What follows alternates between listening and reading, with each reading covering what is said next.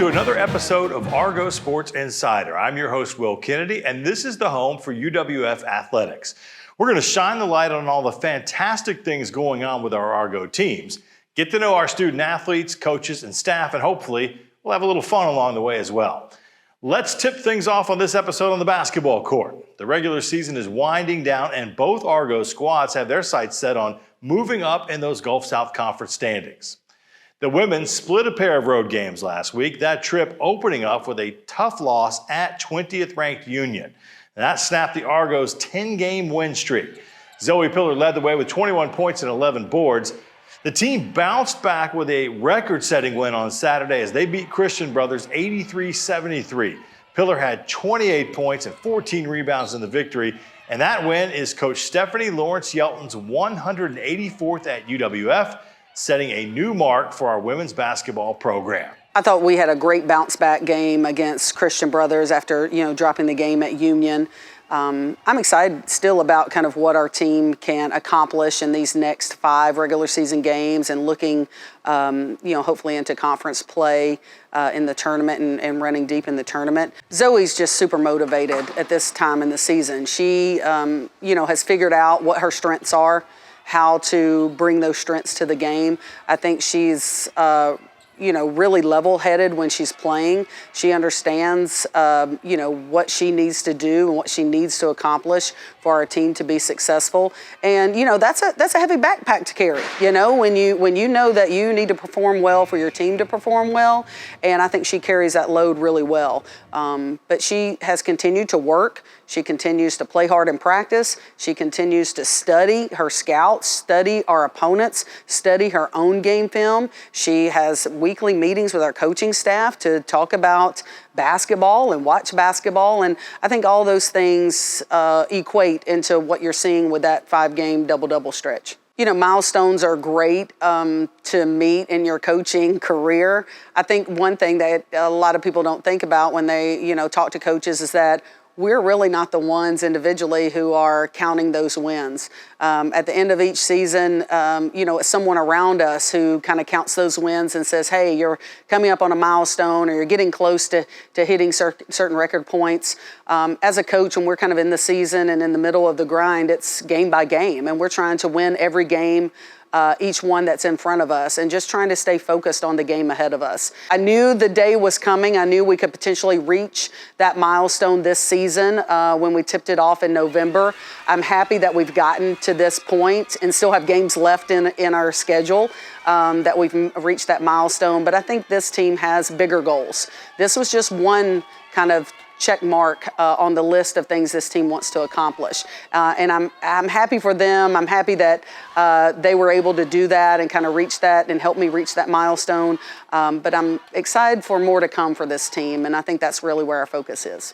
Last year, everything was a first for me. First road games, first, playing college ball. So this year, I have my foundation down. I've been just sticking with what I do best, and that's strength, and really using that with my basketball. You just have to play with confidence. And even if you don't have confidence, you just have to fake the confidence. So I think that's for me is just fake it till you make it. Well, Maddie and Jack and I were kind of like the quote unquote veterans, but we've only been here also 2 years. So I think we're also learning everything, learning how to be leaders and kind of build that tradition of UWF women's basketball team. And, I think just bringing my energy has really helped. And I think just learning how each player works with one another, and then even hanging out with each other, outside of basketball. We'll go get acai bowls, or, we'll hang out at somebody's house and just talk, or, help with homework and stuff, just building that connection. Because that's at the end of the day, that's what helps you win games, is having connections and trust with one another. The Argos are now 16-6 overall and 15-4 in GSC play, and they have clinched a spot in the GSC tournament. Pillar is your GSC Player of the Week once again, and the women are back in action this Saturday at Valdosta. Should be a big game. UWF men's basketball also went 1-1 on the week, with the Argos opening with a road win at Union as they beat the Bulldogs 85-79. Latrell Tate, the Junkyard Dog, topping the team with 28 points. with Dan Sofield, Jared Dehart, and Del Matthews also scoring in double digits. It was a heartbreaker on Saturday at Christian Brothers. The Argos put 5 players in double figures, but it just fell a little short in a 67-66 defeat. Coach Jeff Burkhammer's squad is now 11-10 on the season with a 7-10 mark in conference play. Well, our team played really well Thursday night. We beat a good Union team there. For some reason, we play well there. We've gone in there and won the last 2 or 3 years and just shot the ball good. We had a lot of different guys make shots, finally shot the ball kind of like we thought we could at the end of the year, and a lot of different people contributed. So a terrific win at Union. We've got a couple home games coming up next week that are games that we can win. And then we go on the road for 2 very tough ones to end the year. So we need to finish up well and hopefully we find a way to win a few of these games. The men also head to Valdosta. That is on February 11th. Both baseball and softball also underway with the Argos firing up that spring season, hitting the road to open things up. Baseball traveled down to Lakeland to take on Florida Southern. The Argos split a doubleheader to open the series with the pitching staff really shining in both of those games. Cade Manderscheid picked up the victory in Game 2 with Tyler Dowdy closing things out in the win. UWF came back on Sunday and got some much-needed offensive punch in a 7-6 game to win the series. Jackson Grabsky's 10th inning solo home run was the difference. You know, you find out a lot about your team first weekend in terms of when they get put in the fire, you know, and the things that you can't see in inter-squad and in practice. And we saw a lot of good things this weekend. And Florida Southern obviously has a very good team. And, you know, we had 3 very close ball games. We're right there to really win all 3. But, again, when you're playing a good club like that, you know, you expect things like that. We, you know, let some leads get away from us late, but still have a lot of confidence in our guys at the back end of the bullpen. Real proud of the way we swung the bats, although first game that we did lose, we left a lot of base runners. But we started getting better and better, and even in those at-bats, we had a lot of long, extended at-bats, several pitches that we fouled off. We put balls in play, lived in the air quite a bit on Saturday. Wind was blowing in. But the pitching is what we hung our hat on. The pitching did an outstanding job, and the defense did an outstanding job. I think we made 2 errors all weekend in 3 games, and that was outstanding. Saved us a lot of innings where they had some things going with runners on. We made some big double plays and, you know, kept the bleeding at a minimum. So, you know, real proud of where we are right now. Well, Dalton was lights out. You know, he was outstanding, and it was what you needed for your opening game of the year to kind of set the tone for the rest of the staff and the rest of the team to show, hey, we've got guys that can go out there and give our team a chance to win on the mound. And that really bleeds a lot of confidence into the players and knowing they shouldn't have a lot of pressure on them offensively if they use the pitching and defense as the fuel for their engine. So that's what we talk about a lot. And, you know, Dalton set the tone there. And then you had, you know, Manderscheid start Game 2, did a nice job going into the 5th inning. You know, Stanhope out of relief after Posey on Sunday. Jacob Heath did a nice job coming back after giving up some leads there late. You know, and everybody kind of pitched in. So we still got guys that we need to get in there. We'll see if they get in there this weekend, but like where we're going. Yeah, Rod, you know, Rollins has a great club. They went to the World Series last year, took all 3 games down there from us, all 1-run games, I believe. I think 2 of the 3 went extra innings. So they've really done a nice job over the last couple years. I think they lost a few of their arms from last year. I think they got 6 guys back in the lineup, though, with World Series experience, championship experience. Glad to have them at home this year for sure, and really looking forward to that challenge. There's no let up, and that's what we like. And I think these first 3 weekends against Sunshine State schools after Rollins got Florida Tech really helps us get ready for the Battle of the GSC. Pitcher Dalton Neuschwander is the GSC Pitcher of the Week, first award of the season for his 8-inning shutout performance in Game 1 at Florida Southern. The Argos hit the home turf at Jim Spooner Field this weekend. They've got a 3-game series with Rollins. Softball also went south to open the season, heading down to Palm Beach and Miami Shores, and the Argos dropped 2 tight games against Barry on Friday. That was a 1-0 and a 2-0 loss. UWF pitching was on point, but it was the offense that got held in check. The team battled Palm Beach Atlantic on Saturday in a doubleheader. It looked like it might be the same story, with the Argos dropping Game 1 1-0 with Hannah Harper going 6 strong innings.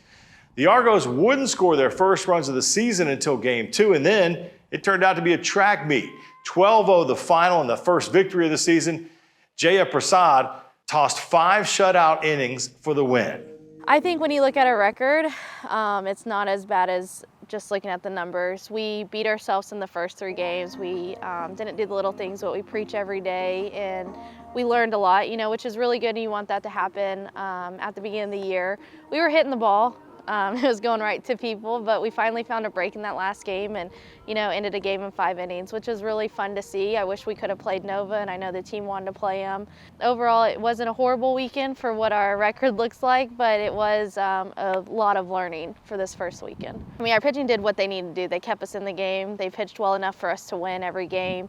The exciting part about our pitching staff is they're going to continue to grow and get better, and our bats are going to come around. Jaya had a no-hitter going in on that last PBA game, which was super exciting, and she threw overall very well. She was diving off the mound for balls, making all of her plays up the middle, so it was very exciting to see. And same with Montana Young. She got 1 start, and she's been here. She's going to be that person we go to, so I'm excited to see all of them come around. Hannah Harper did a great job. Her first time on the mound for us, she pitched a heck of a game, and her at-bats, she came through big time. She's leading our team right now in hitting, so she did a great job, which we knew she would.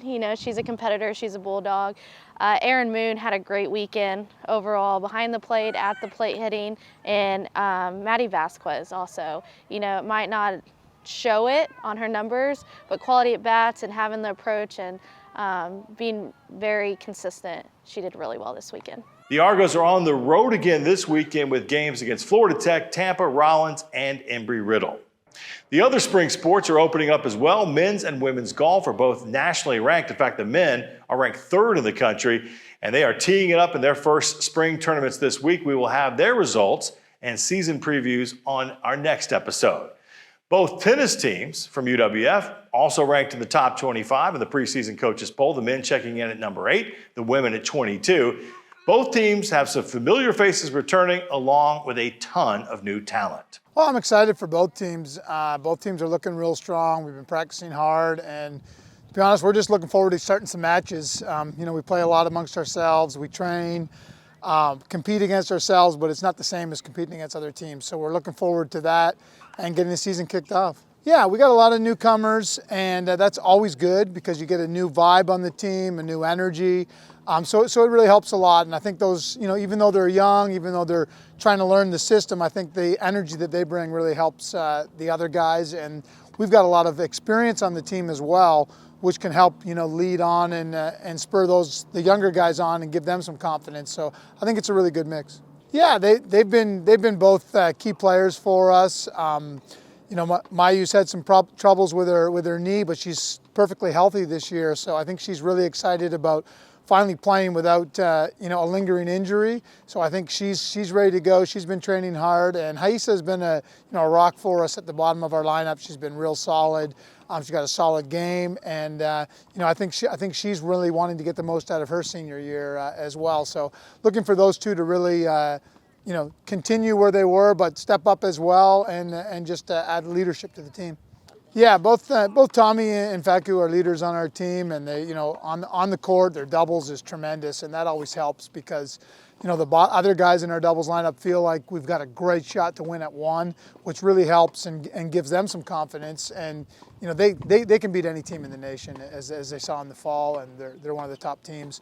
And then in singles, they're both they're both the top of our lineup, and they're both leaders that way. So I think both their knowledge and just their experience helps us in a lot of ways. The women played a match at South Alabama to get things started. Both teams will face Shorter and Lee. That is February 17th and 18th.